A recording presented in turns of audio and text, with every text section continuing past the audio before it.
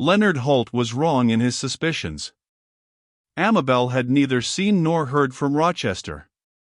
But, if the truth must be told, he was never out of her mind, and she found, to her cost, that the heart will not be controlled. Convinced of her noble lover's perfidy, and aware she was acting wrongfully in cherishing a passion for him, after the exposure of his base designs towards herself, no reasoning of which she was capable could banish him from her thoughts, or enable her to transfer her affections to the apprentice. This conflict of feeling produced its natural result. She became thoughtful and dejected, was often in tears, had no appetite, and could scarcely rouse herself sufficiently to undertake any sort of employment. Her mother watched her with great anxiety, and feared, though she sought to disguise it from herself, what was the real cause of her despondency. Things were in this position at the end of the month, and it occasioned no surprise to Mrs. Blondel, though it afflicted her deeply, to find that Amabel sedulously avoided the apprentice's regards on their first meeting. When Dr. Hodges was gone, and the rest of the family had retired, she remarked to her husband, "Before you shut up the house as you propose, I should wish one important matter settled." The grocer inquired what she meant. "I should wish to have Amabel married," was the answer. "Married!" exclaimed Blondel, in astonishment. "To whom?" "To Leonard Holt." Blondel could scarcely repress his displeasure. "It will be time enough to talk of that a year hence," he answered. "I don't think so," returned his wife, "and now, since the proper time for the disclosure of the secret has arrived, I must tell you that the gallant who called himself Maurice Weibel, and whom you so much dreaded, was no other than the Earl of Rochester." "Rochester," echoed the grocer, while an angry flush stained his cheek. "Has that libertine dared to enter my house?" "Aye, and more than once," replied Mrs. Blondel. "Indeed," cried her husband, with difficulty controlling his indignation. "When was he here? Tell me quickly." His wife then proceeded to relate all that had occurred, and he listened with profound attention to her recital.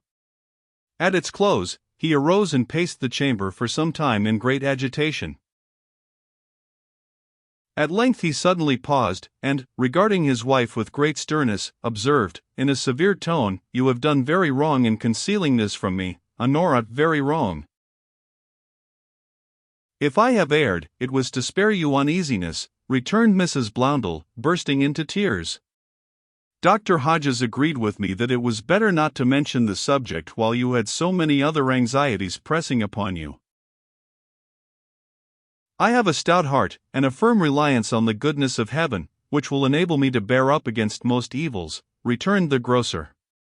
"But on this point I ought, under any circumstances, to have been consulted. And I am greatly surprised that Dr. Hodges should advise the contrary." "He was influenced, like myself, by the kindliest feelings towards you," sobbed Mrs. Blondel. Well, I will not reproach you further," returned the grocer, somewhat moved by her tears. "I have no doubt you conceived you were acting for the best. But I must caution you against such conduct for the future." After a pause, he added, "Is it your opinion that our poor deluded child still entertains any regard for this profligate nobleman?" "I am sure she does," replied Mrs. Blondel, "and it is from that conviction that I so strongly urge the necessity of marrying her to Leonard Holt." "I will never compel her to do anything to endanger her future happiness," returned the grocer. "She must not marry Leonard Holt without loving him. It is better to risk an uncertain evil, than to rush upon a certain one." "Then I won't answer for the consequences," replied his wife. "What?" cried Blondel, "am I to understand you have no reliance on Amabel? Has all our care been thrown away?" "I do not distrust her," returned Mrs. Blondel, "but consider whom she has to deal with. She is beset by the handsomest and most fascinating man of the day, by one understood to be practiced in all the arts most dangerous to our sex, and a nobleman to boot. Some allowance must be made for her." "I will make none," rejoined Blondel, austerely. "She has been taught to resist temptation in whatever guise it may present itself, and if the principles I have endeavored to implant within her breast had found lodgment there, she would have resisted it. I am deeply grieved to find this is not the case, and that she must trust to others for protection, when she ought to be able to defend herself." The subject was not further discussed, and the grocer and his wife shortly afterwards retired to rest. On the following morning, Blondel remarked to the apprentice as they stood together in the shop, "Leonard, you are aware I am about to shut up my house. Before doing so, I must make certain needful arrangements. I will not disguise from you that I should prefer your remaining with me, but at the same time I beg you distinctly to understand that I will not detain you against your will. Your articles are within 2 months of expiring, and, if you desire it, I will deliver them to you tomorrow, and release you from the rest of your time." "I do not desire it, sir," replied Leonard. "I will remain as long as I can be serviceable to you." "Take time for reflection," rejoined his master, kindly. "In all probability, it will be a long confinement, and you may repent, when too late, having subjected yourself to it. Last month's experience has taught me what I have to expect," remarked Leonard, with a smile. "My mind is made up, I will stay with you." "I am glad of it," returned Blondel, "and now I have something further to say to you. My wife has acquainted me with the daring attempt of the Earl of Rochester to carry off Amabel." "Has my mistress, also, told you of my attachment to your daughter?" demanded Leonard, trembling, in spite of his efforts to maintain a show of calmness. Blondel nodded an affirmative. "And of Amabel's promise to bestow her hand upon me, if I claimed it at the month's end?" continued the apprentice. "No," replied the grocer, a good deal surprised. "I heard of no such promise. Nor was I aware the matter had gone so far. But have you claimed it?" "I have," replied Leonard, "but she declined giving an answer till today." "We will have it, then, at once," cried Blondel. "Come with me to her." So saying, he led the way to the inner room, where they found Amabel and her mother. At the sight of Leonard, the former instantly cast down her eyes. "Amabel," said her father, in a tone of greater severity than he had ever before used towards her, "all that has passed is known to me. I shall take another and more fitting opportunity to speak to you on your ill-advised conduct. I am come for a different purpose. You have given Leonard Holt a promise, I need not tell you of what nature, and he claims its fulfillment." "If he insists upon my compliance," replied Amabel, in a tremulous voice, "I must obey. But it will make me wretched." "Then I at once release you," replied Leonard. "I value your happiness far more than my own." "You deserve better treatment, Leonard," said Blondel, "and I am sorry my daughter cannot discern what is for her good. Let us hope that time will work a change in your favor." "No," replied the apprentice, bitterly, "I will no longer delude myself with any such vain expectation." "Amabel," observed the grocer, "as your father, as your well-wisher, I should desire to see you wedded to Leonard. But I have told your mother, and now tell you, that I will not control your inclinations, and will only attempt to direct you so far as I think likely to be conducive to your happiness. On another point, I must assume a very different tone. You can no longer plead ignorance of the designs of the depraved person who besets you. You may not be able to forget him, but you can avoid him. If you see him alone again, if but for a moment, I cast you off forever." "Yes, forever," he repeated, with stern emphasis. "I will never voluntarily see him again," replied Amabel, tremblingly. "You have heard my determination," rejoined her father. "Do you still adhere to your resolution of remaining with me, Leonard?" he added, turning to the apprentice. "If what has just passed makes any alteration in your wishes, state so, frankly." "I will stay," replied Leonard. "There will be one advantage, which I did not foresee, in closing my house," remarked the grocer aside to the apprentice. "It will effectually keep away this libertine earl." "Perhaps so," replied the other. "But I have more faith in my own vigilance than in bolts and bars." Blondel and Leonard then returned to the shop, where the former immediately began to make preparations for storing his house, and in the prosecution of his scheme he was greatly aided by the apprentice.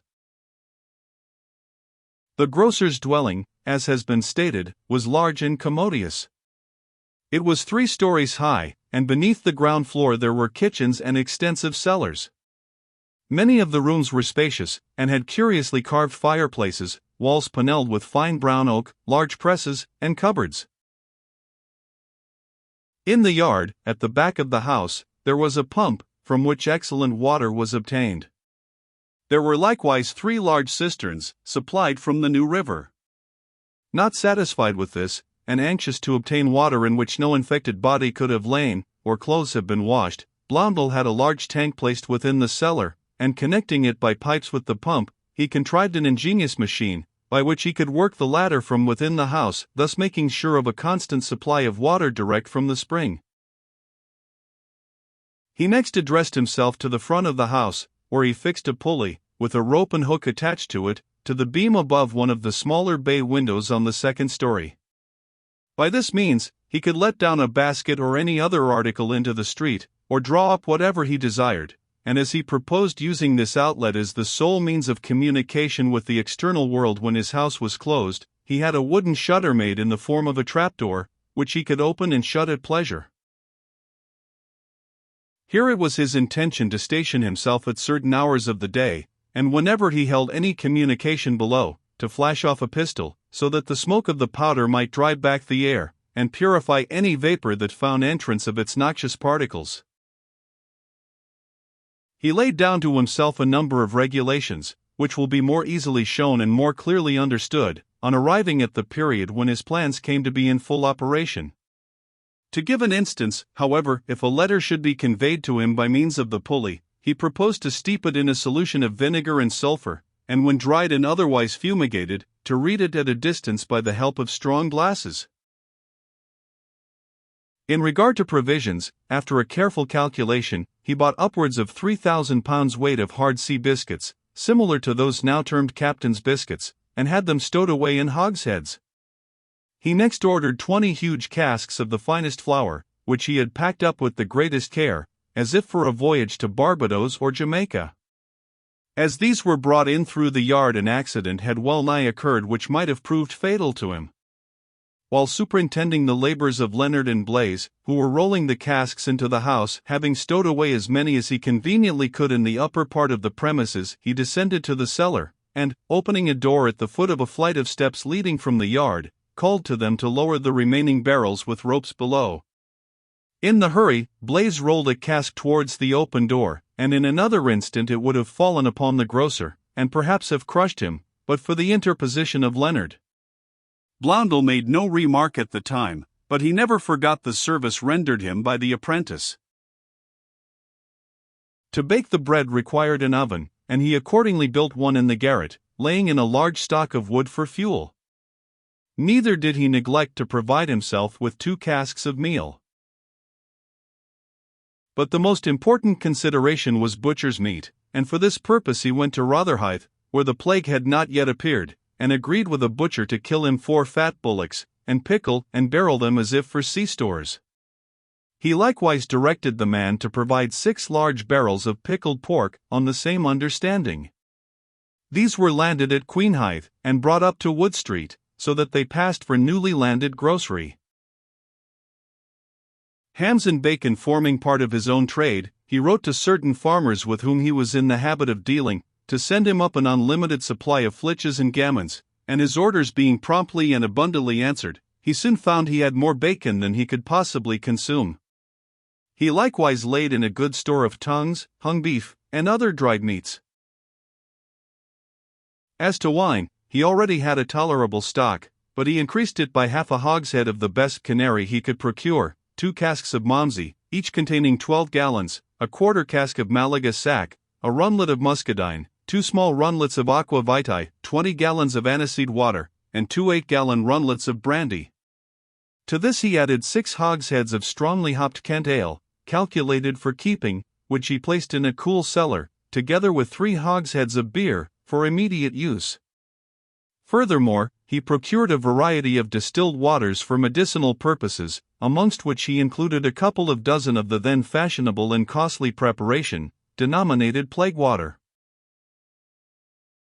As, notwithstanding all his precautions, it was not impossible that some of his household might be attacked by the distemper, he took care to provide proper remedies, and, to Blaise's infinite delight, furnished himself with mithridates, Venice treacle, Dioscorium, the pill Rufus. Oh! How the porter longed to have the key of the medicine chest, London treacle, turpentine, and other matters.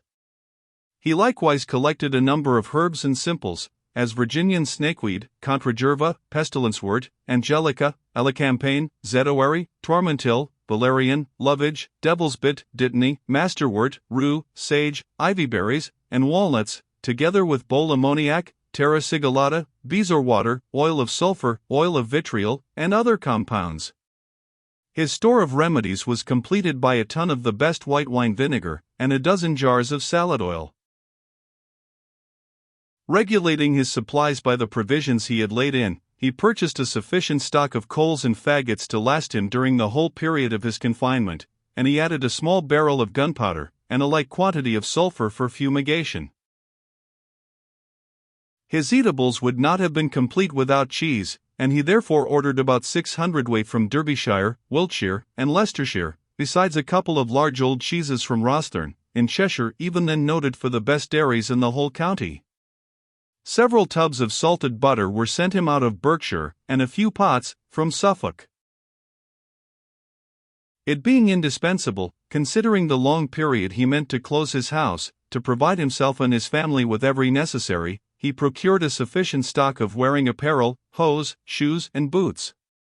Spice, dried fruit, and other grocery articles were not required, because he already possessed them. Candles also formed an article of his trade, and lamp oil, but he was recommended by Dr. Hodges, from a fear of the scurvy, to provide a plentiful supply of lemon and lime juice. To guard against accident, he also doubly stocked his house with glass, earthenware, and every article liable to breakage. He destroyed all vermin, such as rats and mice, by which the house was infested, and the only live creatures he would suffer to be kept were a few poultry. He had a small hutch constructed near the street door, to be used by the watchman he meant to employ, and he had the garrets fitted up with beds to form an hospital, if any part of the family should be seized with the distemper, so that the sick might be sequestered from the sound.